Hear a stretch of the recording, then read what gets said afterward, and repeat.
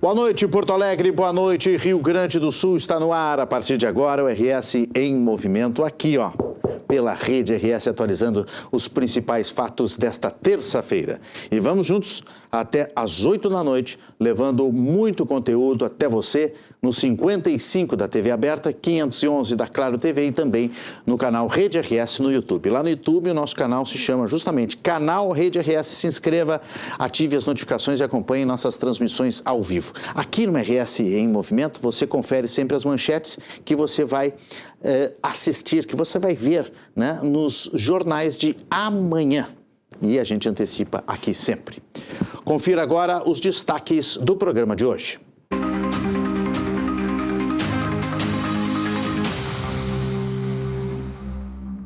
Porto Alegre é a capital com a maior facilidade para quem quer abrir um negócio. O ambiente que oferece menos burocracia e mais agilidade para começar a trabalhar.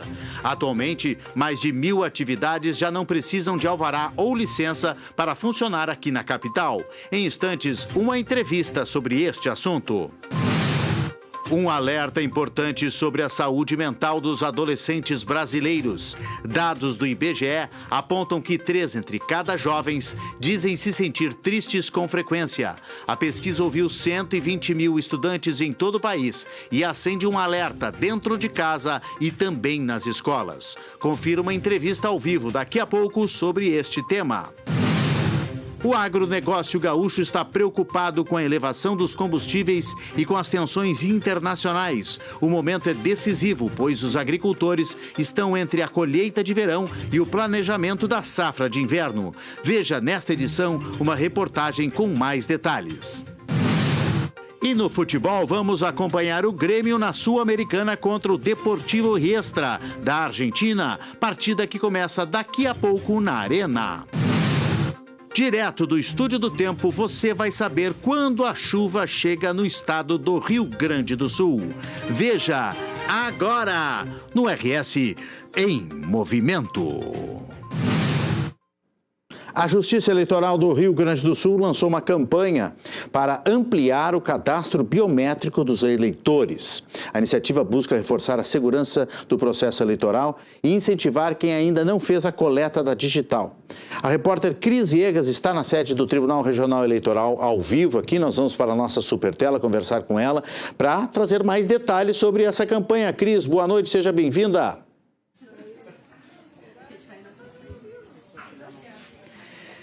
Oi, Renato. Boa noite para você, boa noite para todos que estão conosco. O lançamento da campanha ocorre aqui no Centro de Convivência do Tribunal Regional Eleitoral, no Centro Histórico da capital.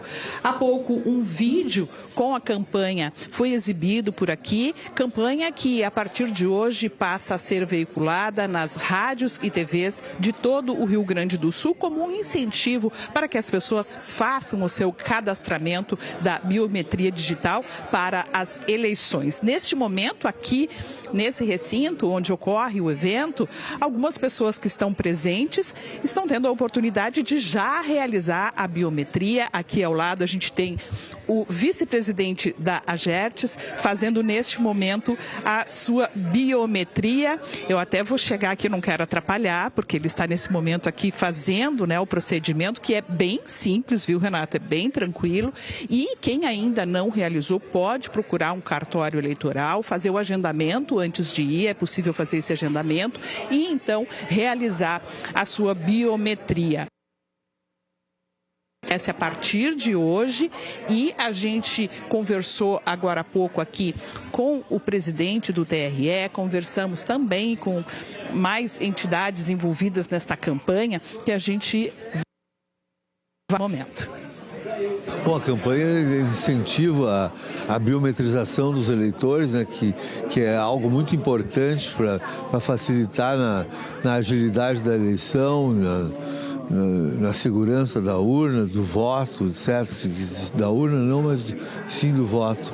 E a biometrização também facilita para o cidadão, né, que tem acesso a outros benefícios, como benefícios do governo federal, etc.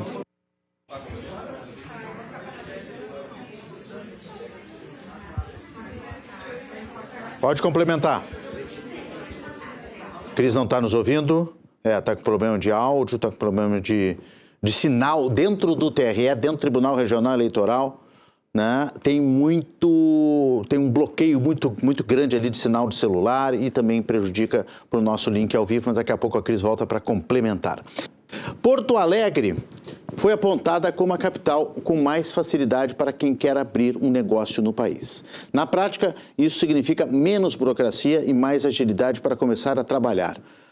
Hoje, mais de 1.000 atividades já não precisam de alvará ou de licença para funcionar aqui na capital. Mas o que isso muda de verdade para quem quer empreender? E até onde essa liberdade ajuda a gerar emprego e renda para as famílias? Quem conversa conosco aqui, ao vivo, no estúdio da Rede RS, é o diretor de projetos especiais da Secretaria de Desenvolvimento Econômico de Porto Alegre, Paulo Figueiró. Diretor, muito bem-vindo, boa noite, obrigado pela presença. Muito obrigado, uma boa noite ao público que nos assiste. Porto Alegre, então, tem esse título agora de um ambiente de negócios extremamente favorável para empreender, é isso, diretor? É verdade. A Secretaria de Desenvolvimento Econômico iniciou com esses estudos no final de 2025. Nós fizemos um levantamento, tivemos um contato com o Instituto Liberal de São Paulo, que estava fazendo um levantamento com as capitais dentro da Lei da Liberdade Econômica que dispensavam alvarás, né, dentro da Lei da Liberdade Econômica. Então, nós fizemos um estudo para fazer um levantamento em todo o país, todas as atividades que foram dispensadas de alvarás nas outras cidades, para incorporá-los para Porto Alegre, para dispensar em Porto Alegre.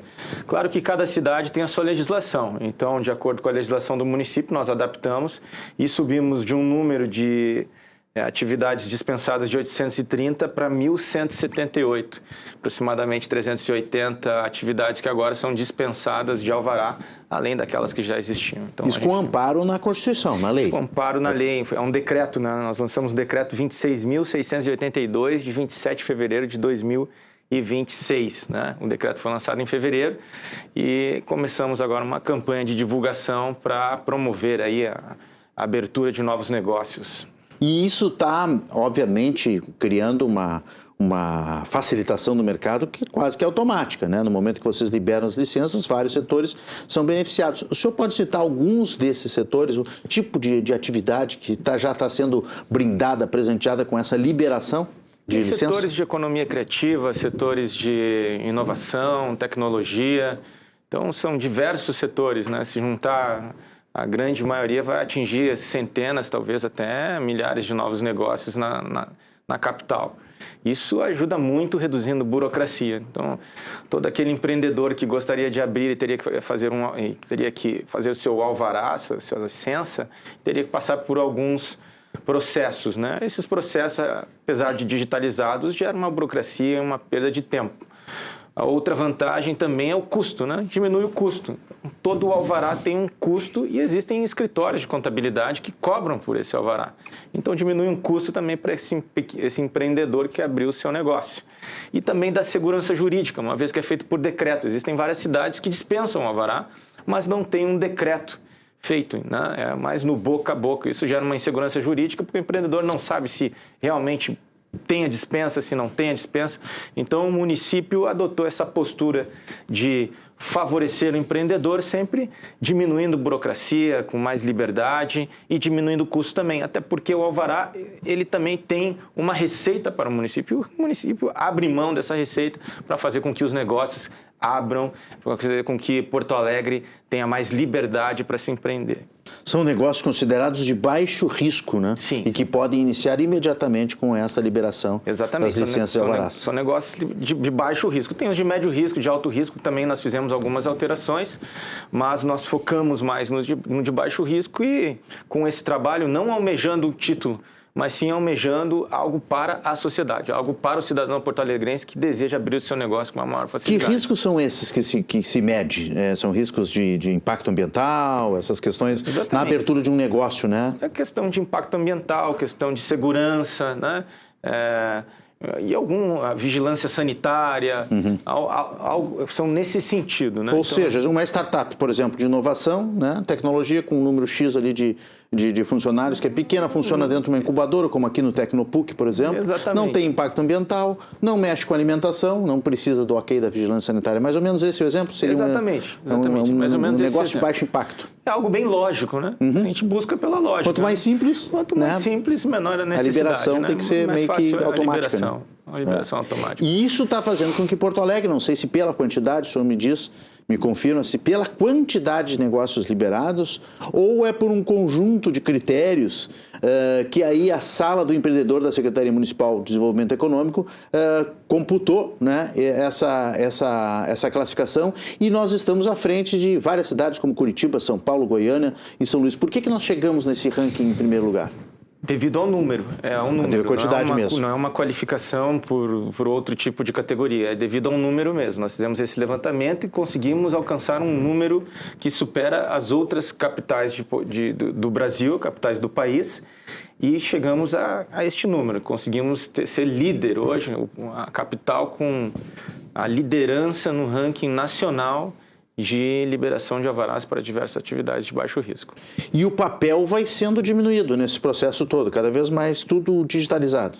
A tendência é a digitalização, né? Até porque ela agiliza o processo e todo o tempo despendido gera custos também. Então, a partir de que a Prefeitura adotou essa postura de digitalização, até mesmo dentro dos processos da Prefeitura, o papel é quase que obsoleto, né? A gente utiliza muito mais dentro dos nossos processos a parte digital para facilitar não somente os processos internos, mas também o atendimento ao cidadão porto-alegrense. E o que ainda precisa, não sei se vocês desejam, mas certamente vocês desejam facilitar mais ainda as atividades de médio risco. O que ainda pode ser feito? O que está sendo feito? Por exemplo, restaurantes, nessa área de alimentação, está dando para simplificar também a liberação desses restaurantes? Por exemplo, eu quero abrir um restaurante. Quanto tempo demora o meu alvará em Porto Alegre? Essa parte é mais da sala do empreendedor, né? Eu não tenho uma ideia. Um tempo estimado, até porque é uma parte... Mas também está diminuindo, né? O tempo que hoje se abre um negócio em Porto Alegre. Porto Alegre, ela foi classificada, se eu não me engano, em 2022 como o melhor ambiente de negócios. Então, acredito que seja algo bem rápido aqui na cidade de Porto Alegre, né? Então, mas o que nós estamos trabalhando agora, depois de alcançar essa liderança no ranking, a gente está trabalhando com outras atividades para incluí-las na dispensa de alvará também, para baixo risco. Pois existem algumas atividades, por exemplo, na parte da tecnologia, que são classificadas como indústria. Então, automaticamente, elas já são, apesar de serem indústrias de simples e baixo risco, a classificação delas automaticamente inclui algumas categorias, se coloca com algumas categorias que necessitam determinados fatores determinados requisitos a serem seguidos. Então, a gente vai fazer esse estudo para poder incluí-las nesse ranking aí de baixo risco. Muito bem. E a modernização, né, a digitalização, a agilidade, a menos burocracia, é um caminho sem volta, né, diretor? Para grandes cidades como Porto Alegre, e nas pequenas também, imagino que também, mas metrópoles tem que dar esse exemplo, né? Nós queremos dar o exemplo para todas as cidades do Rio Grande do Sul, apesar de que o Rio Grande do Sul tem cidades que se colocam nos top 10 assim, de liberdade econômica na questão de dispensa de alvarás no país inteiro. Mas o Rio Grande do Sul ele perdeu posições. Então, Porto Alegre quer ser um exemplo para outras cidades.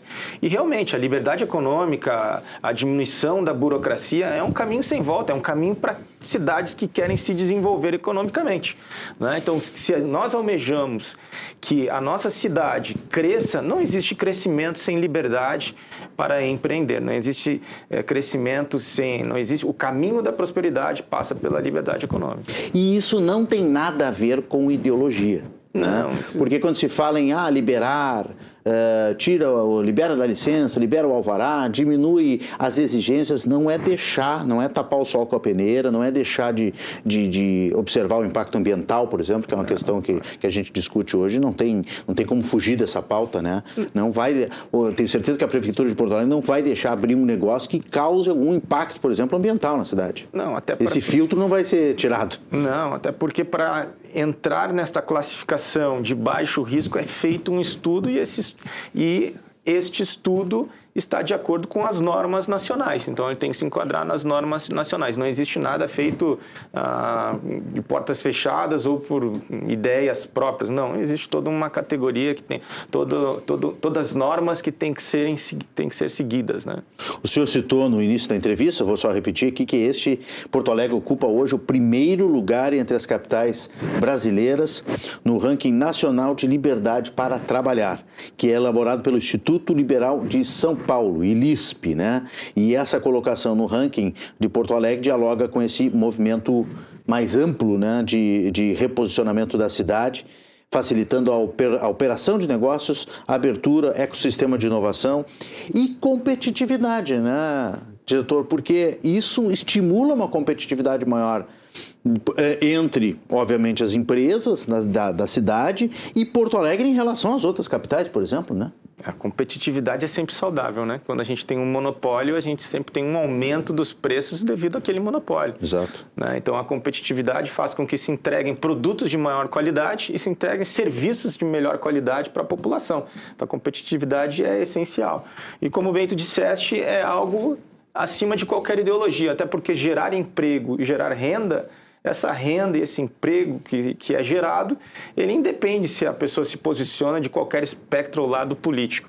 Ele escolhe aqueles que querem gerar, produzir renda e trabalhar e crescer e ser independentes. As empresas que estão se beneficiando dessas liberações, dessa agilização, elas são empresas que nascem aqui em Porto Alegre, ou vocês estão vendo um movimento de gente que vem do interior ou vem de fora para investir em Porto Alegre e criar negócios aqui? São empresas de dentro de Porto Alegre. A princípio, ela é para todas as empresas. Sim, né? sim, claro. Para qualquer empresa que queira investir em Porto Alegre. Estou lhe perguntando se na observação de vocês, na sua equipe, na secretaria, vocês têm visto gente de fora trazendo negócios para Porto Alegre também? Algumas atividades realmente são atividades que não têm não são expressivas na cidade de Porto Alegre. Isso é fato, né? Mas nós não vamos deixar de classificá-las como de baixo risco. Já outras atividades, sim.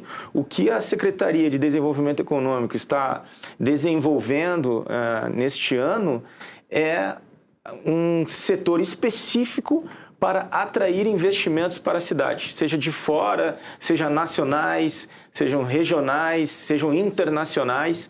Então, a Secretaria está criando uma estrutura para receber o investidor com uma porta única. Ele chega ali com o seu investimento, com o seu projeto e, a partir da Secretaria de Desenvolvimento Econômico, se faz a interlocução com outras secretarias para facilitar com que esse projeto entre em execução. Seja um projeto grande, um projeto especial, como é a da minha diretoria de projetos especiais, seja um projeto pequeno, todos são tratados de acordo com a sua classificação. Então tem um apoio da Secretaria para os investidores que desejam empreender em Porto Alegre. Tem um apoio e um planejamento específico esse ano para atrair investimentos de fora para Porto Alegre. Principalmente na região do 4º Distrito, onde existe o programa Centro Mais 4D, onde a Prefeitura captou 1 bilhão em recursos, né, em empréstimos, financiamentos, para investir naquela região em obras de infraestrutura, capacitação, qualificação. Isso tudo para regenerar aquela região que um dia foi pujante, né, com o setor industrial, mas que, com o passar do tempo, como toda grande cidade, a indústria acabou indo para outras regiões onde poderia ampliar o seu espaço, né, e aquela região ficou com espaços vazios e ociosos, e agora a gente está tentando atrair e incluir grandes empresas e grandes projetos nessa região. Eu ia lhe perguntar justamente, seria a minha próxima questão, né? Para onde que Porto Alegre deve crescer com novos empreendimentos que estão passando aí pela Secretaria de vocês, do Desenvolvimento Econômico, mas o senhor já respondeu, assim, agora o 4º Distrito, né, é a prioridade. O 4º Distrito é uma região estratégica da cidade, né? O 4º Distrito ele fica próximo de todas as saídas de Porto Alegre, então tu tem a saída para o litoral, tu tem a saída para a serra, tu tem a saída para a fronteira também. Então, tu tem todas as saídas ficam ali. O próprio diálogo com o centro, né? Com a região central, com o centro histórico. Diálogo com o centro, comunicação, próximo da rodoviária, próximo do aeroporto. Então, mais estratégico do que o 4º Distrito não existe. Então, qualquer grande empresa que queira investir em Porto Alegre esteja procurando uma área, pode procurar no 4º Distrito, que lá existem também incentivos fiscais, né? Principalmente para empresas de inovação e economia criativa, como, por exemplo, algumas renúncias fiscais, como o IPTU, que tem isenção de até 5 anos para empresas de inovação e economia criativa que queiram se instalar na região. Outros incentivos são desconto no solo criado e alguns incentivos urbanísticos que estão sendo incorporados. Eles foram criados através da Lei 960 e agora estão sendo incorporados no novo plano diretor. E o 4º Distrito já estava num projeto de crescimento, né, de investimento da Prefeitura de Porto Alegre, já ainda na outra gestão do prefeito Sebastião Melo, mas nós tivemos a enchente de 2024, que infelizmente não só atrasou a cidade toda, não só inundou, não só estragou, né, boa parte do Rio Grande do Sul, mas Porto Alegre, mas o 4º Distrito foi extremamente atingido. E aí evoluiu um pouco esse processo e agora está sendo retomado com esses investimentos, né? E com essa liberação desse 1 bilhão aí para incentivos. Sim, logo após as enchentes, nós fizemos um levantamento de dados no Ministério da Fazenda, junto com o Fundo Amanhã. Nós firmamos um termo de cooperação com um fundo que fez um estudo sobre abertura e fechamento de estabelecimentos no 4º Distrito, antes e após as enchentes. E o que nós observamos foi que sempre houve um maior número de abertura do que um número de fechamentos. Isso demonstra que o 4º Distrito sempre teve um crescimento, mas teve uma pressão maior durante a pandemia e durante as enchentes, mas manteve o crescimento. E o maior número de aberturas com relação a fechamentos se deu justamente em 2025, devido aos preços que baixaram, mas também devido ao início das licitações, das obras e desse projeto que existe de regeneração do bairro, né? Bom que está sendo retomado agora. Esperamos que a população, os empreendedores, lojistas, investidores, né, retomem essa confiança na região para poder investir e fazer crescer, né? Porque o perigo climático ele continua aí, sempre à espreita, infelizmente, né? Esperamos que estejamos preparados para o futuro, mas é preciso fazer a cidade crescer, né? Precisamos retomar e recuperar essa região que está muito degradada na cidade, né? Com certeza. E para a gente retomar, a gente tem que passar segurança. E a Prefeitura tem investido, além de 1 bilhão, ela captou 6 bilhões no programa de reconstrução da cidade. Então, são obras grandes. O DEMAI tem feito obras de contenção de enchentes, estruturantes para Porto Alegre. São obras que dão segurança para aquele investidor que queira vir investir na cidade, principalmente nessas regiões onde teve o alagamento. Hoje, por exemplo, se nós formos perguntar para os empreendedores da região do 4º Distrito, com relação aos antigos alagamentos, porque era uma região conhecida por alagamentos, sim, né? Uma região mais baixa, uma região mais baixa, mais rasa. Ela é mais rasa, mais baixa do que o rio, e quando chovia, alagava tudo. Hoje, com essas obras de macro e microdrenagem que já foram feitas, os alagamentos históricos já não acontecem mais. Que bom. Claro que se cai um temporal, aquele volume, né? Fora do comum, vai alagar um pouquinho, mas logo a água já é escoada. E isso já demonstra um compromisso com a Prefeitura para passar segurança para aquelas pessoas que residem na região e que queiram residir ou abrir o seu negócio. E que queiram circular também, porque circular. Onde tem empreendimento, né, diretor, onde tem negócios, onde tem movimento, tem segurança, tem um ambiente bom para a população, para as famílias, né, poderem circular. E também o 4º Distrito é muito conhecido por ser muito industrial de dia, né, e muito comercial, e à noite aquelas portas fechadas, né, escuras, e algumas festinhas que outras, assim, ó, né, umas raves, algumas coisas escondidas, né? Aí eu vou te dar uma dica, para te dar uma circulada ali na região da Álvaro Chaves, aquele quarteirão. Sim, não, a gente sabe que tem várias iniciativas. Mudou bastante, né? Então, à noite ali tu tem diversos restaurantes, conceitos muito legais. Claro que tem os bares, tem as casas noturnas, né, que se instalaram ali.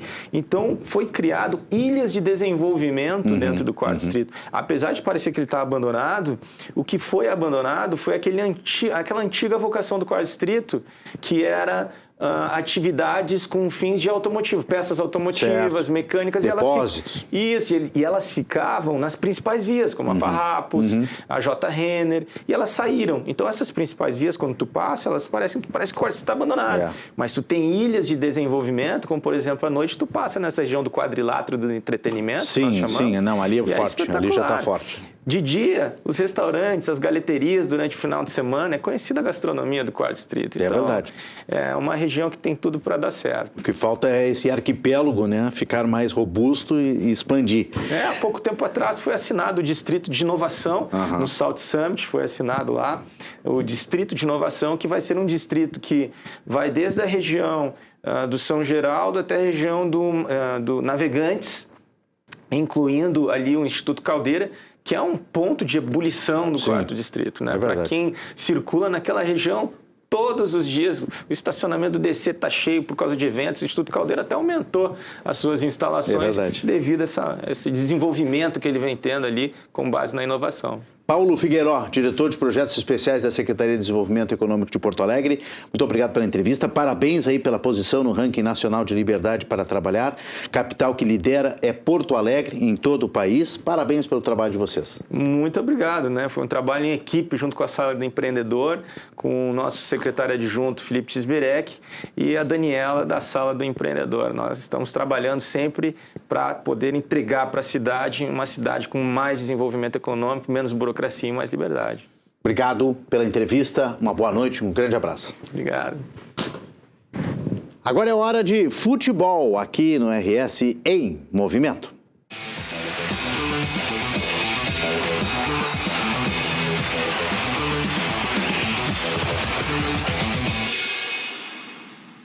O Grêmio entra em campo daqui a pouco, às 7 da noite, seguidinho aí, né? Para enfrentar o Deportivo Riestra pela Copa Sul-Americana, e a gente vai acompanhar aqui durante o programa. O Rogério Amaral, é claro, já está lá na arena e traz as informações do Tricolor. Alô, Rogério Amaral! Olá, Renato. Uma saudação muito especial aos telespectadores da Rede RS que nos acompanham nesse momento no RS em Movimento.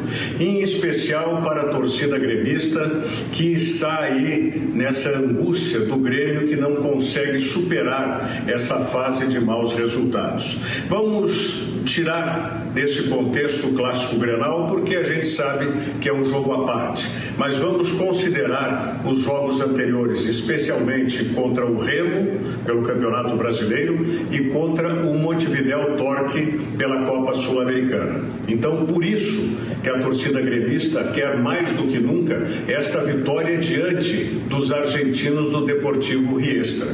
E ela é bem plausível de acontecer. Eu diria que se não acontecer uma vitória do Grêmio nesse jogo de logo mais, é algo completamente fora de qualquer padrão. Por quê? Porque vamos considerar quem é esse adversário.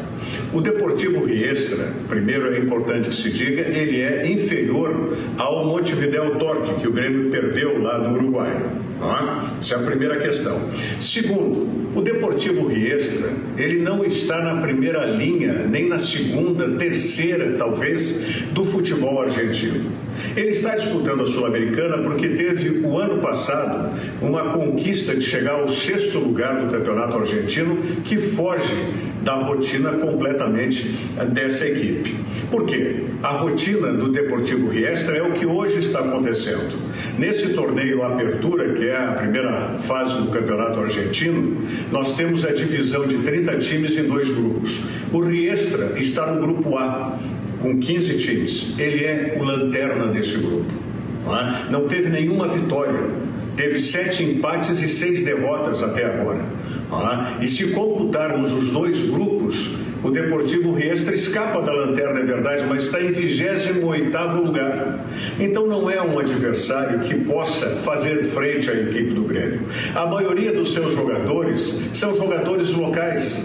O Riestra faz parte da Grande Buenos Aires. Fica no bairro de Nueva Pompeia, um bairro que é um bairro popular, proletário e que se destaca muito pelo tango, né? É um dos redutos de tango da Argentina, especificamente de Buenos Aires. Assim como tem vários times que são até semi-amadores, né, na Grande Buenos Aires. E o Riestra é um desses. O seu treinador, Gustavo Benítez, é jovem, 40 anos de idade para treinador, é jovem. Até 2 anos atrás estava jogando no próprio Riestra. Então vejam, esta é a situação. O Riestra conseguiu um empate na primeira rodada contra os chilenos do Palestino, mas foi um 0-0. né? Nada além de que possa posicionar esse time em relação ao próprio Grêmio. O Grêmio, por sua vez, precisa, de uma vez por todas, sair desse momento que é um momento ruim. E para isso, o técnico Luiz Castro continua fazendo alguns experimentos. Ele tem a volta do centroavante, do atacante Braithwaite. Já voltou depois de uma séria lesão, tendão de Aquiles, cirurgia. Isso demora muito para o jogador readquirir a sua melhor forma, não só física, mas sua forma técnica também. Até para superar aquele receio natural de quem vem de uma lesão séria como essa. Mas pode, quem sabe, nessa falta de conseguir a solução para a equipe, o técnico Luiz Castro encontrar, através de um jogador de meio campo que possa fazer o lado do campo, quem poderia ser esse jogador? Talvez o único que me ocorre, por características, é Dodi. Um jogador que talvez possa dar certo por aquele lado. E fazendo isso, poderia aproveitar 2 centroavantes. Não no jogo de hoje, mais para frente. O Braithwaite com o Carlos Vinícius. Talvez a solução do ataque do Grêmio passe por aí. Não colocando um atacante, como vem sendo com o TT ou o enamorado, mas colocando um jogador de meio que possa fazer o lado do campo, no caso o Dodi pelo lado direito, e colocando 2 centroavantes, Braithwaite e Carlos Vinícius. Talvez passe por aí a solução dessa equação que até agora o técnico Luiz Castro não conseguiu resolver. Mas, de qualquer maneira, para tudo isso e para ter a tranquilidade, é obrigatório que o Grêmio vença a partida de hoje contra o Deportivo Riestra da Argentina pela Copa Sul-Americana. Um abraço a todos. Um abraço, Rogério. A gente vai acompanhar o jogo do Grêmio aqui, pelo menos o primeiro tempo, durante o programa, né? E se houver gols, que a gente acha que vai ter, né? A gente vai informando aqui para os nossos telespectadores. A circulação dos trens foi totalmente normalizada na tarde desta terça-feira, depois de quase 2 dias de interrupções na linha do Transurb. Todas as estações voltaram a operar no trecho completo, entre Porto Alegre e Novo Hamburgo, sem necessidade de baldeação. A retomada estava prevista para o início da manhã, mas foi adiada após a identificação de uma fissura em um viaduto da BR-116 sobre os trilhos, no mesmo ponto onde uma carreta tombou no domingo, derrubando as placas de concreto sobre a via e danificando a rede elétrica e o sistema de sinalização. A seguir, um alerta importante sobre a saúde dos nossos jovens. Uma pesquisa do IBGE com 120 mil alunos em escolas particulares e públicas de todo o país revelou que 3 entre cada 10 adolescentes que se sentem tristes com frequência. E muitos relatam até vontade de se machucar. Como identificar esses sinais dentro de casa? Depois do intervalo, a gente conversa aqui com uma especialista sobre esse assunto. Nós já voltamos. O intervalo é rápido e eu espero vocês.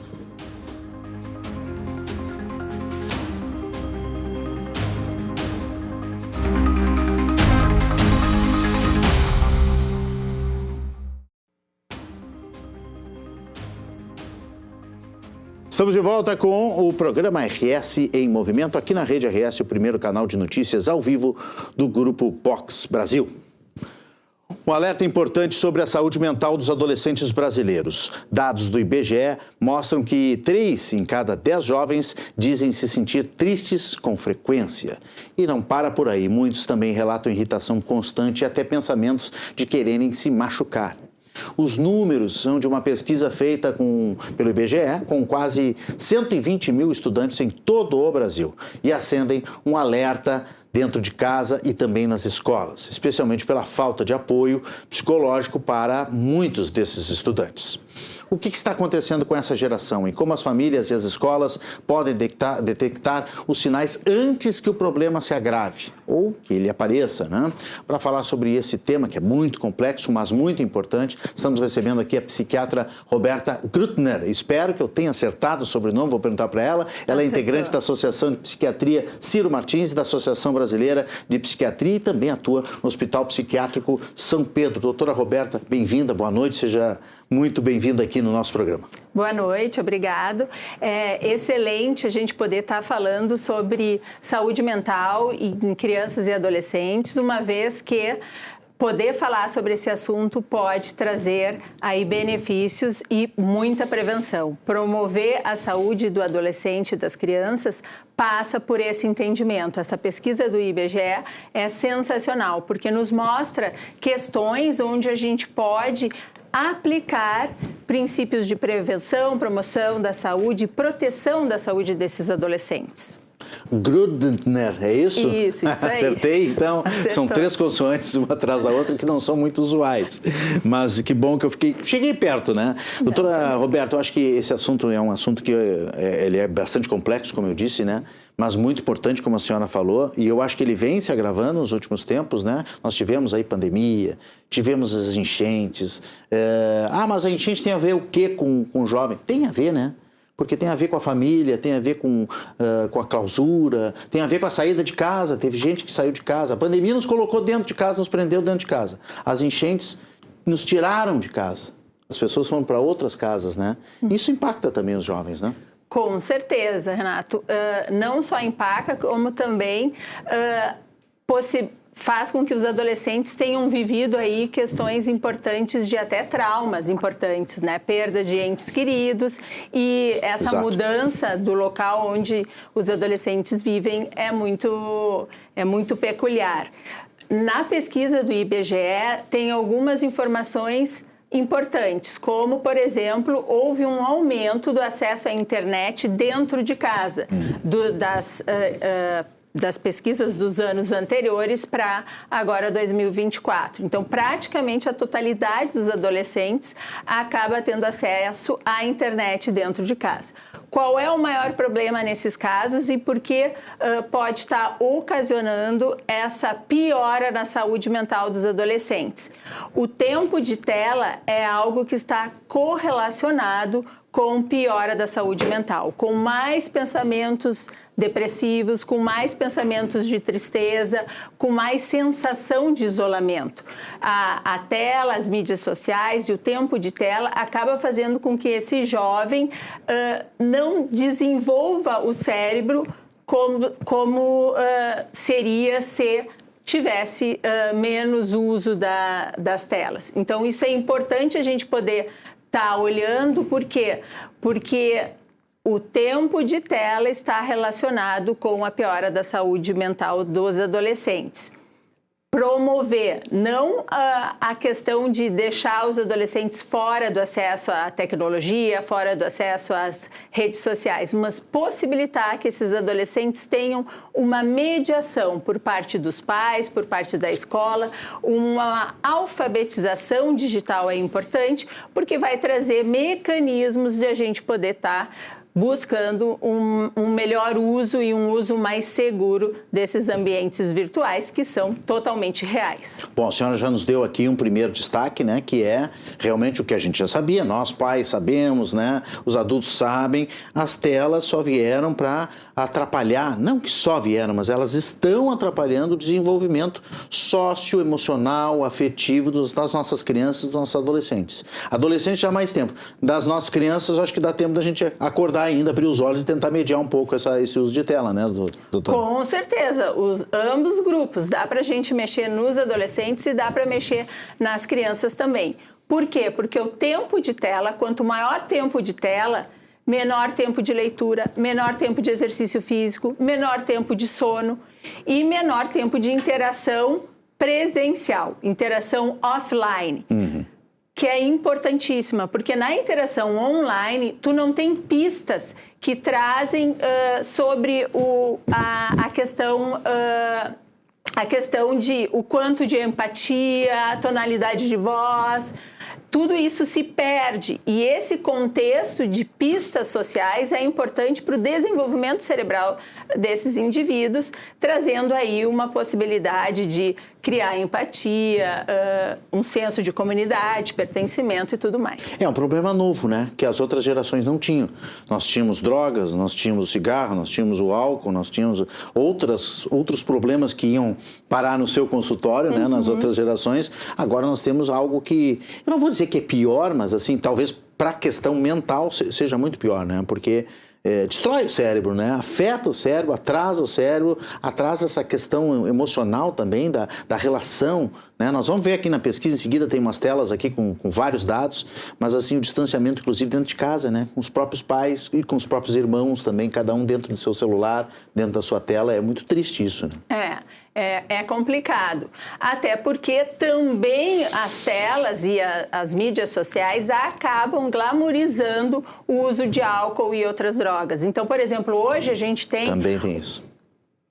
É terrível, mas hoje a gente tem, por exemplo, um índice mundial, inclusive, de uso de cannabis, maconha, maior em adolescentes do que em adultos.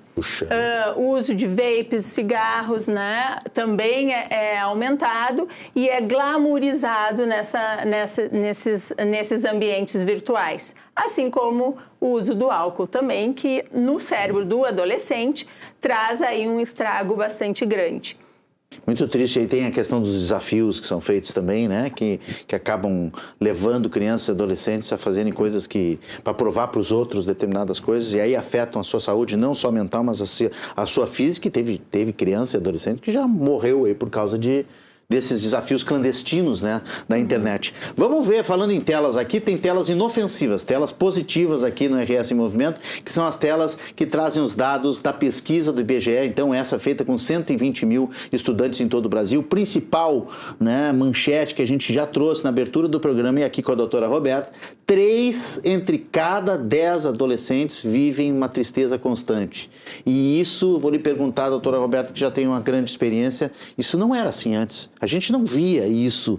A cada 10 adolescentes, 30% deles viverem uma tristeza constante, ou seja, não é nenhuma bipolaridade, uma hora está um pouquinho melhor, uma hora está pior. Não, é constante. Isso não existia, né? Não. É um fenômeno novo, né? Não, inclusive sabemos que a taxa de prevalência de depressão em crianças e adolescentes não passa de 2 a 3% em todo o mundo. Então, aqui a gente tem 30% de adolescentes dizendo que vivem uma tristeza constante. Viver triste o tempo todo traz... questões até de motivação, como que vão lidar na escola. Exato. E, em especial, como um dos problemas maiores, se esses adolescentes estão conectados na tela, acabam que eles recebem um conteúdo que vai não só trazer o que a gente chama de uma atenção fragmentada para esses adolescentes, mas também o algoritmo vai acabar perfilando questões de tristeza que acabam estimulando até autolesões e tudo mais. Muito bem, nós temos a segunda tela aí, que é a tela que traz as sensações, o que os jovens relatam nessa pesquisa, né? Os principais sentimentos: 42, quase metade, 0,9, sentem irritação e nervosismo constante, ou seja, junto com essa tristeza, né, tem também a irritação como um fator maior e mais que salta aos olhos, né? Que é uma das principais respostas na pesquisa. Aí tem a tristeza contínua, que a gente falou, e 18,5 ainda dizem que... é muito triste isso, hein, gente? Sensação de que a vida não vale a pena. O que a senhora pode depreender desses números aí, doutora Roberta? É muito triste esse quadro, hein? Não, realmente, esses quadros, essa porcentagem que traz a pesquisa PENSE do IBGE são alarmantes e nos fazem buscar políticas públicas, ações nas escolas, questões aí importantíssimas para a gente poder trazer para esse jovem mais saúde mental.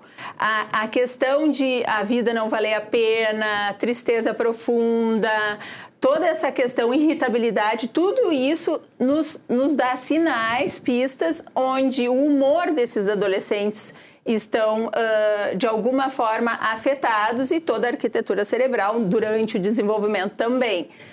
É importante sabermos que, para falar de prevenção em saúde mental em crianças e adolescentes, nós temos que poder ter para esses adolescentes um tempo adequado de sono, por exemplo, de 8 a 10 horas por dia, um tempo de exercício físico. O exercício físico, ele é um dos maiores protetores do cérebro da gente, não só na infância e adolescência, mas também para a vida adulta e para a nossa fase aí mais sênior, enfim, e com certeza... O exercício é bom sempre, em qualquer idade. Sempre. Em qualquer idade, né? Ele é um grande estimulante, né? Ele é um estimulante e um protetor cerebral. E a questão de conectividade, sendo que uma conectividade, porque os jovens estão conectados no mundo virtual, mas estão se sentindo isolados. A sensação de isolamento e a falta de sensação de pertencimento faz com que esses jovens tenham esse tipo de apresentação. Agora, bota a tela de novo aí, Fernando Lopes, por favor, bota a tela cheia aí. Quando os 18,5% dizem que tem sensação de que a vida não vale a pena, a senhora como psiquiatra já viu, né, na sua experiência, de que isso significa que eles necessariamente vão tentar cometer o suicídio? Ou, às vezes, a sensação ela se divide em relação ao ato físico em si? A sensação se divide, não significa que eles vão tentar suicídio. Mas tem risco. Tem risco. É um alerta. É um alerta. Então, frases como a vida não vale a pena, não quero mais viver, sou um estorvo para a família, tudo é chato, não acho graça em nada, não tenho esperança, para que eu vou ficar aqui? Muitos, por exemplo, na própria pesquisa do IBGE falam que depois do colégio ou eles vão trabalhar ou não sabem o que vão fazer. Poucos têm uma possibilidade de pensar, não, depois que eu terminar o colégio eu vou estudar e vou trabalhar. Então, a perspectiva para de um horizonte fica faltando um horizonte na vida deles. Acaba trazendo aí alguns sinais e pistas que o quanto antes poder abordar, falar, conversar e, se necessário, buscar ajuda especializada é fundamental. Salva vidas, sem dúvida. Muito bem. Na saúde mental dos jovens tem na terceira tela aí, uma divisão entre o que os meninos e as meninas sentem. E aí tem um fator, de novo, de alerta, que as meninas relatam sentirem mais essas sensações ruins, negativas, que os garotos relatam na pesquisa do IBGE. Então, irritação constante, por exemplo, eles sentem 27%, elas sentem 58%. E a vontade de autolesão, né? Que se machucar, né? Se punir, né? 20% os jovens, os meninos, e 43%, quase metade, as meninas. E assim vai, tristeza frequente, mais as meninas, falta de compreensão dos pais, ali está um pouco mais próximo, mas ainda assim as meninas sentem mais. O que está acontecendo com as meninas, doutora Roberta? As meninas, antigamente, tinham como fator de comparação as colegas de turma. Hoje as meninas estão acessando um conteúdo na internet onde a comparação é constante e acaba trazendo, então, mais ansiedade, mais depressão, mais sentimento de inadequação. O próprio bullying e o cyberbullying, uma coisa é bullying, fica restrito no ambiente escolar. O cyberbullying, ele é perene, ele fica eterno. Então, tem questões onde a sensação de a qualquer momento pode ser cancelada. Também é uma questão importante para o grupo de adolescentes. Ser cancelado é uma coisa terrível. E as meninas acabam tendo mais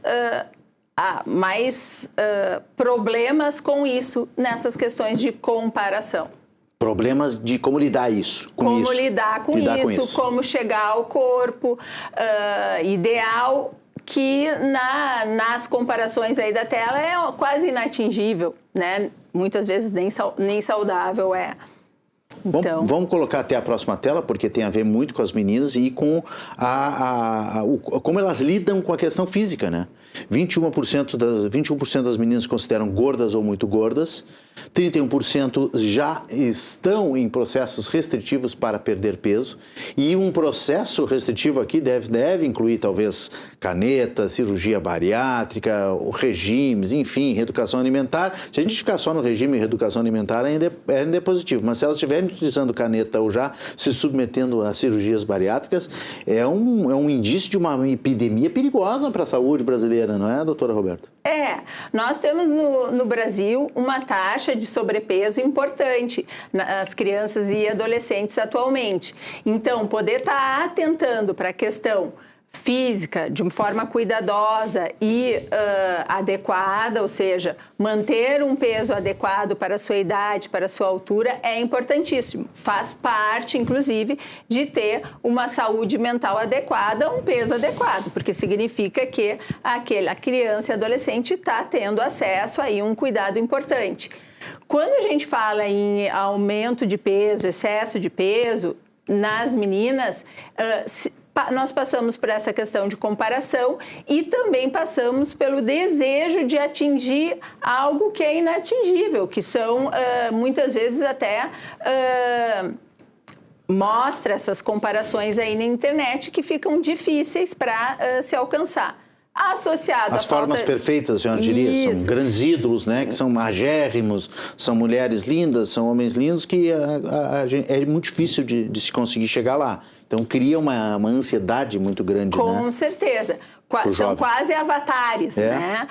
E muitas vezes são avatares, né? Podem ser até avatares. Mas, enfim, para poder chegar, né, na saúde adequada, essas meninas e meninos, elas precisam estar fazendo exercício físico, precisam estar numa escola onde o ambiente tenha um espaço para poder verbalizar essas questões e tendo também acolhimento familiar, essa questão que trouxe, que muitos falam que os pais não entendem, às vezes os pais não falam nem a própria língua, né? Eles não estão falando a mesma língua, porque são gírias, são questões que trazem uma dificuldade. Então, os pais também têm que poder estar se aproximando do jovem e saber se aproximar do jovem de uma forma que o jovem se sinta entendido. Porque senão... Pois não. Senão fica... falando com B e ninguém entendendo nada. Eu queria tratar na nossa parte final aqui da nossa conversa, doutora Roberta, justamente a gente tentar dar umas dicas práticas, porque os pais estão perdidos também, né? A gente sabe disso, os pais estão sem autoridade, estão meio perdidos no meio disso tudo. Mas antes de falar disso, vamos colocar a tela da relação desses jovens com os pais, porque tem exatamente a ver com isso que a doutora Roberta acabou de falar. 33%, mais de um terço, dos jovens acham que os pais não entendem os seus problemas. Pode ser verdade ou pode ser uma sensação, né? Mas o problema é que eles estão sentindo isso. 26% dizem que ninguém se preocupa com eles, que é uma coisa muito grave, muito triste também, mais uma vez, estou usando muito essa palavra, mas realmente o resultado dessa pesquisa é muito triste e que quando eu vou para o último índice ali, né, a última estatística, eu fico mais pasmo ainda, porque 20% dizem que foram agredidos fisicamente pelo pai, pela mãe ou pelo responsável no último ano. Não é na vida, é nos últimos 12 meses. E qualquer integrante da sua família que foi responsável, né, conviveu. E 20%, doutora Roberta, que disseram que tiveram a coragem de responder, né? Porque certamente tem alguns outros que acabaram ocultando essa resposta de vergonha, de constrangimento, né? Com certeza. A violência precoce na vida das crianças e adolescentes é um fator preditor para piora da saúde mental e para questões aí de adoecimento mental. A violência, tanto emocional quanto violência física, sexual, a própria negligência são fatores importantíssimos que são deletérios aí para a saúde das crianças e dos adolescentes e até questões maiores. Tem algumas pesquisas que até mostram que a população, 92% da população, em algum momento da sua vida, viveu questões de traumas importantes por conta da violência. Se sentir não entendido pelos pais traz mais um chamamento para possibilitar que os pais também se engajem na possibilidade de entender os seus filhos e estarem mais próximos. Muitas vezes não é má vontade, é só aquela questão de gerações. E, claro, o adulto tem que poder estar falando na língua da criança, não é a criança que vai falar na língua do adulto. Então, isso é muito importante. E a violência dentro de casa, ela passa também por questões de uso de álcool e outras drogas, que também é bem importante a gente poder frisar e buscar prevenir. E com consequências aí bastante deletérias, a ponto de trazer o que a gente chama de TEPT, ou transtorno de estresse pós-traumático complexo, onde a criança, o adolescente passa a ter alguns comportamentos e sintomas bastante importantes e de risco de vida também. E para os pais, o que a senhora diria para os pais que, como eu disse, né? Não sei se eu fui muito categórico aqui, mas eu vejo muito pai perdido por aí, né? Que não conseguem se impor. Por exemplo, a questão das telas, a senhora falou. Né? E a senhora falou também da questão do sono, que é importantíssimo. Os nossos adolescentes estão dormindo menos. Eu nunca vi isso. Eu, quando era adolescente, dormia 14 horas.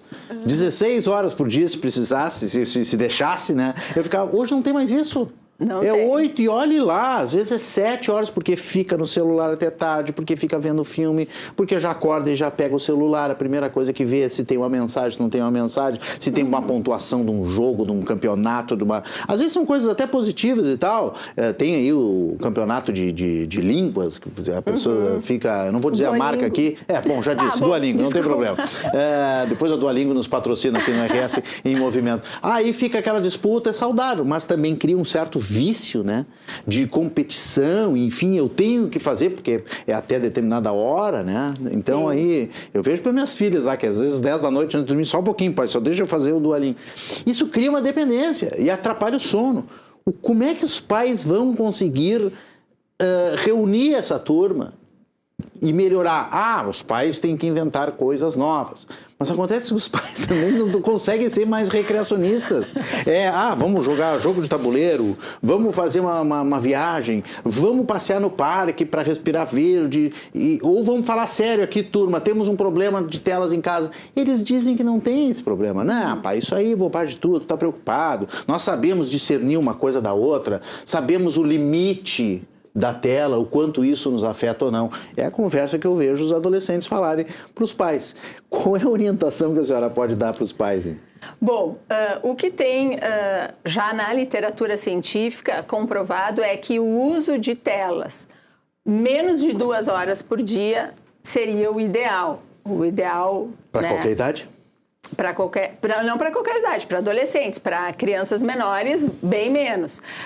Já se sabe que mais de 4 horas por dia do uso de telas, mídias sociais, TikTok, já traz aí um prejuízo no desenvolvimento cerebral das crianças e dos adolescentes. Então, seria importante buscar uma mediação para que esse tempo de tela seja atingido de uma forma onde a criança e adolescente vai ter acesso e não cause tanto problema. Tem questões que eu acho que são importantíssimas, a internet serve para aprender, então essa questão desses aplicativos para aprender línguas, eles utilizaram toda a arquitetura dos algoritmos que faz viciar, mas em prol do aprendizado. Então tem mais de 3 milhões de pessoas no planeta aprendendo línguas com esse tipo de... Então, isso é bom. Sim, tem coisas positivas, claro. É positivo. Então, o pai e a mãe estarem sabendo o que os filhos estão acessando. Não ter computador nem celular dentro do quarto. O quarto foi feito para dormir, né? Então, assim, se a criança quiser acessar computador, notebook, o próprio celular, que acesse na sala, que os pais tenham acesso à senha, que possam ver o que eles estão falando, com quem eles estão falando, porque sim, o mundo virtual ele é real e ele traz tanto questões aí positivas quanto questões aí bastante perigosas. Então a gente tem que poder pensar nisso, proteger as crianças como se tivesse quando vai sair na rua, né? Então a gente aplica para as telas também. Promover exercício físico, promover atividade física, promover a higiene do sono, que é fundamental, e também promover essa conexão familiar, onde às vezes não precisa se falar nada, é só sentar e, bom, agora presente, nós vamos ficar juntos na sala e pronto. Vamos fazer alguma outra coisa, larguem os celulares. É isso que é importante. Democraticamente. Democraticamente, às vezes tem que dizer assim, né? Doutora Roberta Grutner, que é psiquiatra, né? Integrante da Associação de Psiquiatria Ciro Martins, também da Associação Brasileira de Psiquiatria, e atua no Hospital Psiquiátrico São Pedro aqui em Porto Alegre. Queria agradecer muito a sua presença. Muito obrigado pelas suas orientações, informações, elaborações, reflexões. E vou pedir para que a senhora volte mais vezes com esses temas importantíssimos para as nossas famílias, nossas crianças, nossos adolescentes. Muito obrigado. Eu agradeço também. Obrigada. Boa noite, até a próxima. Noite. Chegou a hora de conferir a previsão do tempo. Boa noite, Lucas Canever. Olá, boa noite, Renato, e boa noite para você também que nos acompanha. Ontem eu falei de um centro de baixa pressão que vai trazer chuva para o Rio Grande do Sul, e isso deve começar a partir de amanhã. No início dessa quarta-feira, nuvens carregadas vão chegar lá pela fronteira oeste do estado e provocar chuva desde as primeiras horas do dia. Ao longo das horas, essas nuvens vão avançando em direção ao centro do território gaúcho, tomando conta de toda a metade oeste do nosso estado. Agora, na faixa leste, que engloba áreas como a região metropolitana e também o nosso litoral, o dia vai ser de sol. Na quinta-feira, essa instabilidade ela continua avançando em direção ao oceano e uma boa parte do Rio Grande do Sul vai registrar chuva ao longo do dia, como mostra aqui o nosso mapa. Não deve ser uma chuva muito forte, e lá na fronteira oeste já não deve mais chover a partir de quinta-feira e o sol pode voltar a aparecer. Chegou a hora da gente dar o nosso giro pelo estado e conferir como o tempo fica amanhã em algumas cidades específicas, começando lá pela Serra Gaúcha, em Canela. As mínimas ficam ao redor dos 18 graus, com máximas que podem chegar aos 30, e o sol aparece entre nuvens. Assim como em Vacaria, só que lá a temperatura vai dos 14 aos 29 graus nesta quarta-feira. Em Passo Fundo, as máximas vão até os 30 graus, com mínimas de 16, porém, nessa região já pode começar a chover com o passar das horas. Assim como é o caso de Palmeira das Missões, e lá a temperatura vai dos 18 até os 30 graus. Na fronteira oeste, em São Borja, deve começar a chover desde cedo e a temperatura vai dos 20 até os 26 graus ao longo do dia. Em Bagé, a temperatura varia dos 18 até os 30 graus nesta quarta-feira, também com previsão de chuva. No centro do estado, em São Cepé, esquenta mais, com máximas de até 33 graus e mínimas de 19, com previsão de instabilidade. Vamos ao sul do estado, para Rio Grande. Lá as mínimas ficam ao redor dos 21 graus, com máximas de até 29, e lá a gente tem previsão de tempo firme. Assim como é o caso do litoral norte, Imbé, por exemplo, deve ser um dia de sol entre nuvens, com marcas dos 21 aos 27 graus. Aqui em Porto Alegre, amanhã ainda não deve chover, o sol continua aparecendo entre nuvens, a chuva chega aqui em princípio na quinta-feira e a temperatura vai dos 20 até os 32 graus amanhã. Por hoje é isso, pessoal. Eu vou ficando por aqui, mas amanhã eu volto com mais previsão do tempo. Uma boa noite. Já estou aqui com o Irineu Guarnier Filho, que apresenta o Ponto de Conexão a partir das 9 da noite. Irineu, boa noite. Boa noite, Renato. Seja bem-vindo. Obrigado. Qual é o tema do Ponto hoje? Hoje vamos falar sobre o Dia Mundial do Café. Hoje, que assunto bom. É hoje, o Dia Coisa Mundial boa. do Café. É hoje, né? E temos muito que falar e comemorar, né, Renato? O Brasil é, há um século e meio, o principal, o maior produtor, exportador de café. Para se ter uma ideia, só em 2025 a lavoura cafeira movimentou aí, e todo o entorno movimentou aí 46 bilhões de reais. Exportamos muito café, vendemos café para o mundo inteiro. Hoje temos aí cafés de alta qualidade, premiados. Muitos tipos, né? Muitos tipos. Cafés premiados em vários lugares do mundo. E o brasileiro não vive sem café, né? É verdade. Todo mundo toma seu cafezinho todo dia. Eu vivo o dia inteiro tomando café, né? Só diminuo um pouco a partir dessa hora para não tirar o sono. Pois é, o café tem aquela coisa, né? Que até às 6 da tarde e tal. Depois, para mim, eu tomei muito tempo café de noite, nunca me afetou.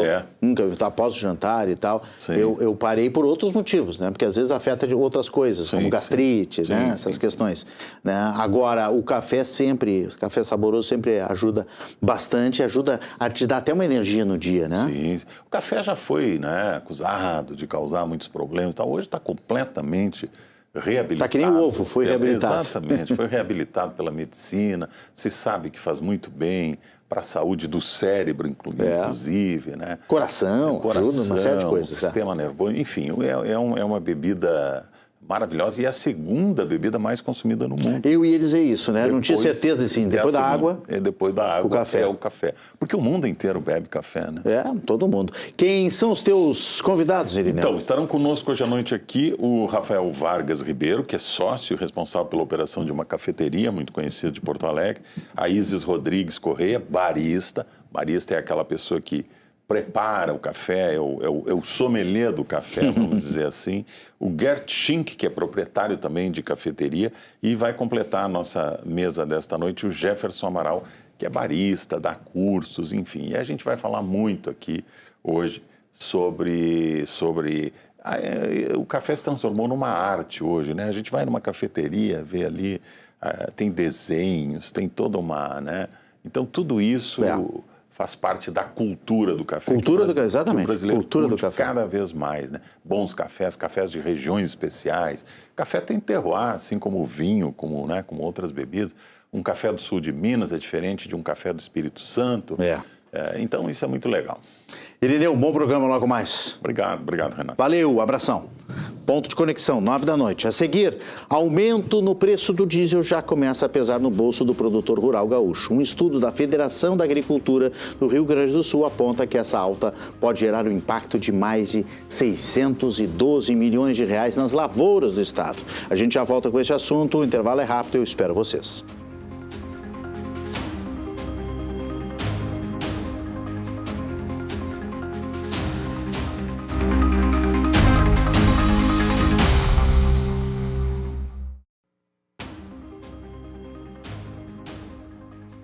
Estamos de volta com o RS em movimento. Olha, o Grêmio está na arena jogando contra o Deportivo Riestra da Argentina pela Sul-Americana. Está quase no final do primeiro tempo. Estamos com mais de 43 minutos de jogo. 0-0. O Grêmio não conseguiu fazer um gol ainda no Deportivo Riestra. 0-0 na arena nesse momento. Os desafios e perspectivas da indústria foram debatidas nesta terça-feira durante a 4ª edição do Index, que é realizado pelo sistema Fiergs. Você confere os detalhes agora na tela. O evento promoveu discussões voltadas ao fortalecimento e ao desenvolvimento da indústria gaúcha. O convidado palestrante, Paulo Scaff, presidente da Federação das Indústrias do Estado de São Paulo, destacou os principais impactos da guerra no setor industrial brasileiro. Segundo ele, a importação de diesel é uma das principais preocupações, além da alta taxa de juros. Nós precisamos ter o diesel, em primeiro lugar. Nós temos que ter o produto disponível. E, naturalmente, há um esforço do governo em incentivar PIS, COFINS, ICMS, enfim, uma compensação que hoje, pelos nossos cálculos, o diesel na bomba estaria em torno de R$ 7,50 a R$ 8,00, uma média de R$ 8,00. E também não há justificativa de aumento de juros por causa de uma pressão inflacionária por uma guerra e pelo aumento do petróleo. O aumento de juros não vai baixar o preço do petróleo. Então, é bom que o Banco Central se encoraje nas próximas reuniões e acelerar a redução da taxa Selic, porque esses juros ele prejudica muito as atividades econômicas no Brasil, especialmente a indústria de transformação, que depende, são ciclos mais demorados, já tem a agressão da importação e com essas taxas de juros, eu estou falando de juros básicos, né? Outro tema debatido foi o fim da escala 6x1, proposta que está sendo defendida pelo governo federal, mas que não tem ampla adesão do empresariado. Nós não podemos permitir que a discussão da escala 6x1 passe a ser uma bandeira eleitoral, no ano eleitoral. Porque isso mexe com as pessoas. 30% do nosso contingente de trabalhadores, que são em torno de 45 milhões com carteira assinada, trabalham no sistema 6x1. A escala 6x1, ela para alguns segmentos, ela é necessária. por força e da necessidade daquele segmento, seja industrial, seja comercial. A realidade da saúde não é igual à realidade da agricultura, a pecuária leiteira não é a mesma situação do plantador de soja, enfim, é um universo de variações. Por isso que deve se discutir, sim, escala de trabalho é para ser negociado, não é para estar obrigada por lei. Isso não, se há o interesse de uma pessoa e de uma necessidade de um segmento de trabalhar numa escala 6x1, você ter uma lei que proíbe é um absurdo, e muito menos pensar em estar na Constituição escala de trabalho. Isso não existe em nenhuma parte do mundo. O aumento no preço do diesel já começa a pesar no bolso do produtor rural gaúcho. Um estudo da Federação da Agricultura do Rio Grande do Sul aponta que essa alta pode gerar um impacto de mais de 612 milhões de reais nas lavouras do estado. O aumento do preço do combustível influenciado por tensões internacionais e pela alta do petróleo preocupa o setor em um momento decisivo entre a colheita de verão e o planejamento da safra de inverno. Veja a nossa reportagem que traz mais detalhes na tela. Olá, Renato. Nós estamos aqui ao lado do economista da Farsul, Antônio da Luz, que vai nos trazer mais detalhes sobre este levantamento. Antônio, esses 612 milhões de reais que vocês trouxeram neste levantamento, ele já está sendo sentido no campo ou é apenas a projeção?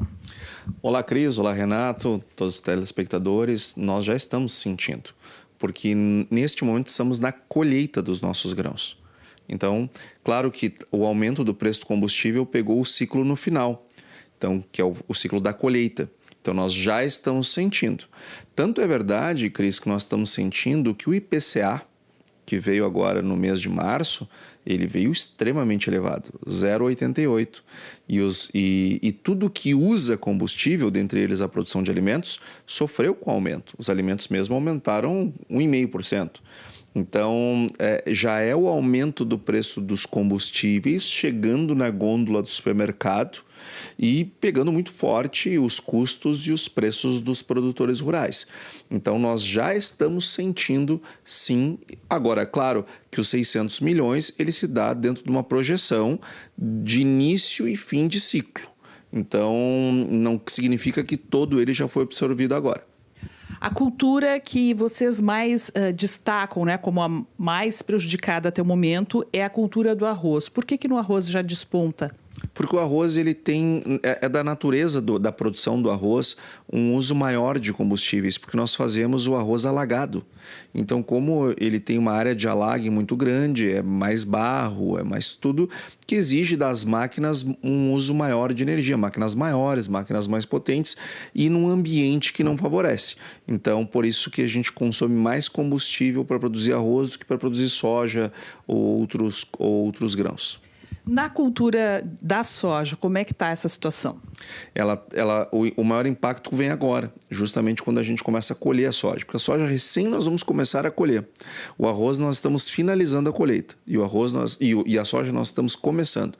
Então o grande impacto da soja recém está por vir, nos trazendo uma enorme preocupação, porque também tem o trigo logo em seguida, né? Quando colhermos a soja, estaremos no plantio do trigo, que também é outro, que vai para lá no pão, na massa, na pizza do consumidor.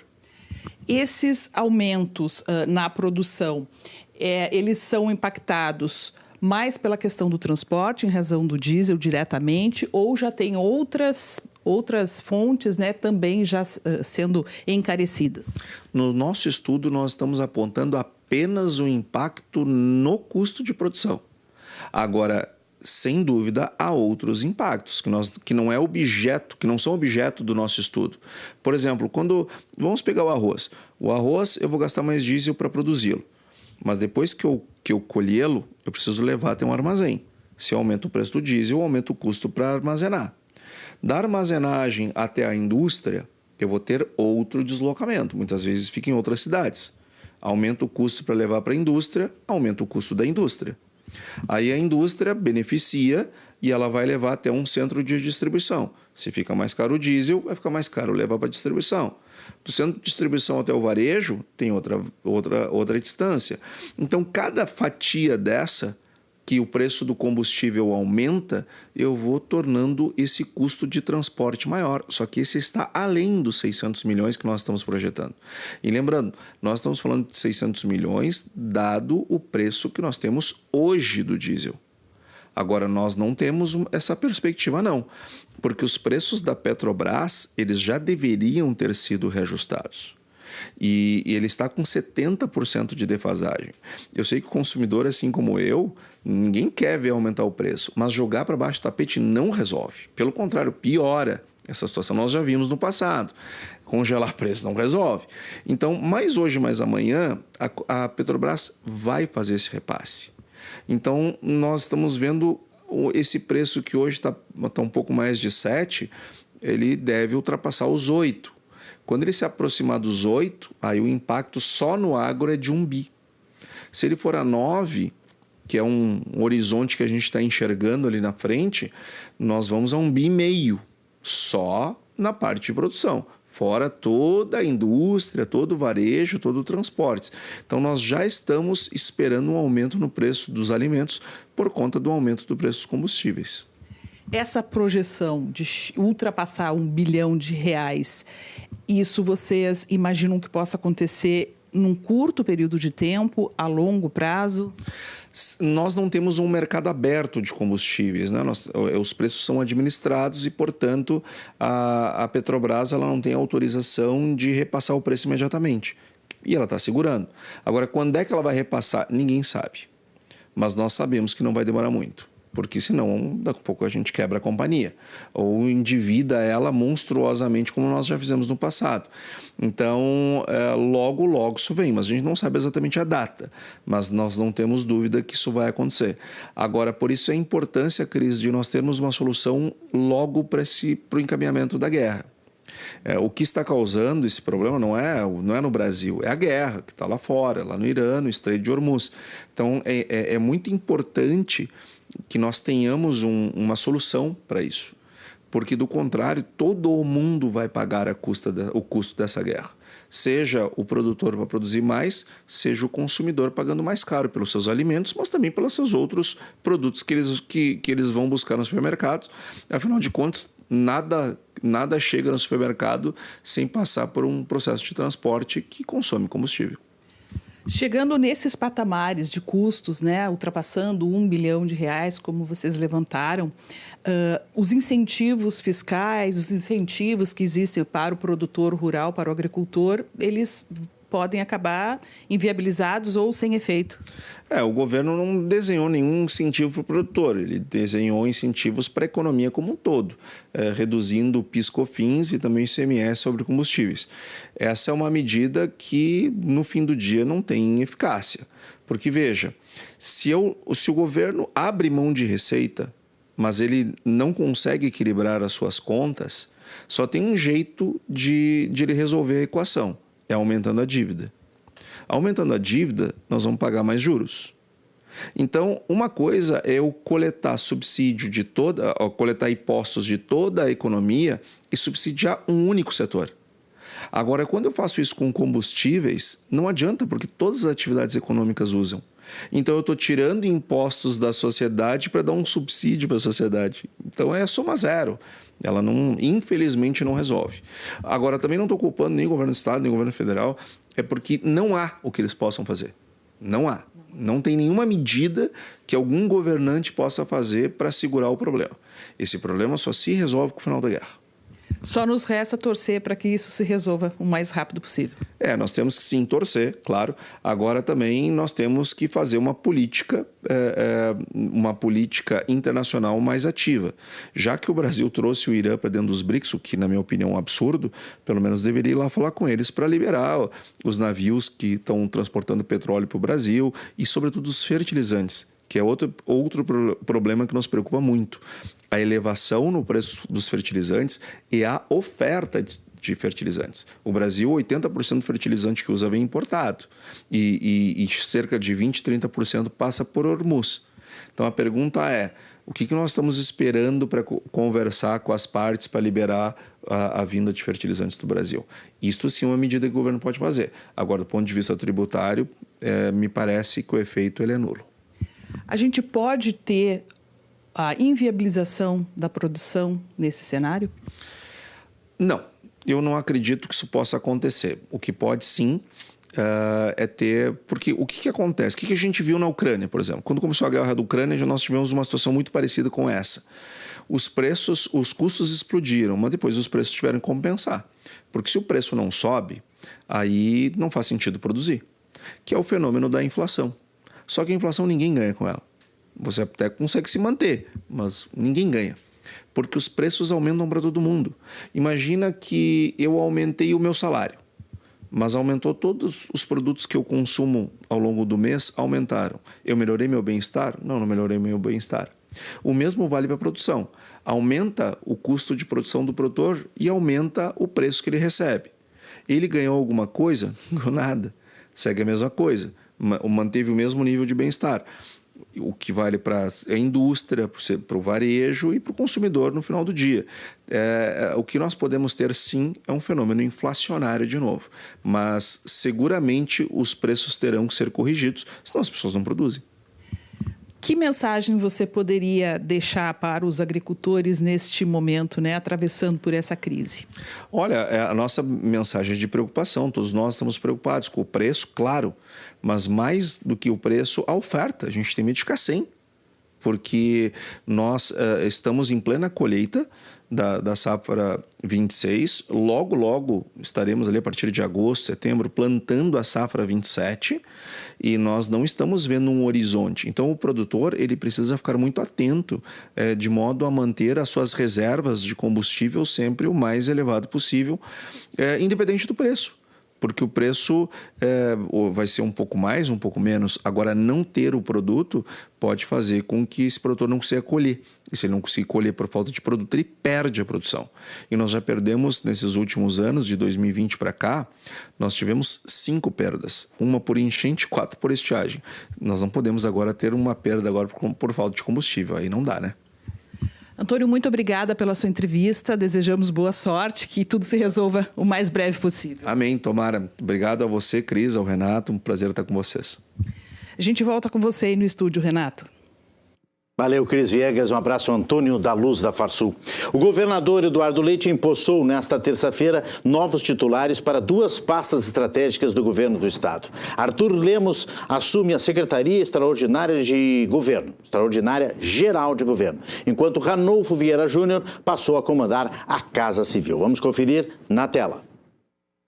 A posse marcou uma reorganização na estrutura do Executivo Estadual com a criação da Secretaria Extraordinária Geral de Governo. A nova pasta terá a função de assessorar diretamente o governador e coordenar ações prioritárias de forma integrada. Arthur Lemos, que estava à frente da Casa Civil nos últimos 5 anos, passa a ocupar o novo cargo. Para a Casa Civil, Leite designou o ex-governador Ranolfo Vieira Júnior, que atuava no Banco Regional de Desenvolvimento do Extremo Sul, o BRDE, desde 2023.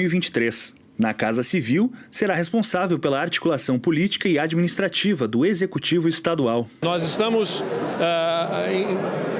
aprimorando, ajustando e garantindo mais ênfase nesse momento de conclusão de um ciclo, mas que é importante lembrar sempre, 9 meses de um governo é quase 20% de um mandato. Então não tem nada de descanso nessa reta final. Até o último dia a gente vai intensamente trabalhar para entregar tudo aquilo que esse Rio Grande merece. E para isso a gente está fazendo um ajuste nesse núcleo central do governo. Nós temos aí uma série de entregas a fazer, concretizar muitos programas, né? Fazer a diferença lá na ponta, chegando isso na comunidade. Esse é o grande desafio, sem dúvida alguma. E também é um desafio suceder o Arthur Lemos. Arthur Lemos, que é o secretário-chefe da Casa Civil mais longevo e que fez um excelente trabalho, foi inclusive meu chefe da Casa Civil enquanto eu fui governador do estado. Então, sucedê-lo não vai ser fácil, mas vamos nos esmerar, né, nessa missão de melhor servir aí o estado do Rio Grande do Sul. Não só continuar no governo, mas para fazer um reinício e olhar para dentro, ver aquilo que está engargalando, né, as obras importantes para a sociedade gaúcha, para que a gente possa ser parte da solução. E aí, nesses próximos 4 meses, até o 9º mês, que é o final dessa belíssima gestão do governador Eduardo Leite, termos mais entregas, beneficiando sempre lá na ponta, que é a nossa sociedade, o nosso gaúcho e gaúcha daqui do Rio Grande do Sul. Ainda nesta segunda-feira foram anunciadas 4 mudanças no secretariado de Eduardo Leite. Márcio Madalena assume a Secretaria da Agricultura. André Crisquizum assume a Secretaria de Cultura. Ana Costa, então adjunta da Saúde, assume agora a Secretaria da Mulher. E Lisiane Vazen Fagundes assume a Secretaria da Saúde. O RS em Movimento fica por aqui. 9 da noite tem um ponto de conexão com Irineu Guarnier Filho. Eu desejo a vocês sorte, saúde e sucesso. E espero vocês amanhã, 6h30 da noite, aqui na tela da Rede RS. O Grêmio continua em 0-0? Continue em 0-0 no intervalo lá na Arena. Até amanhã, obrigado pela audiência e tenha uma ótima noite.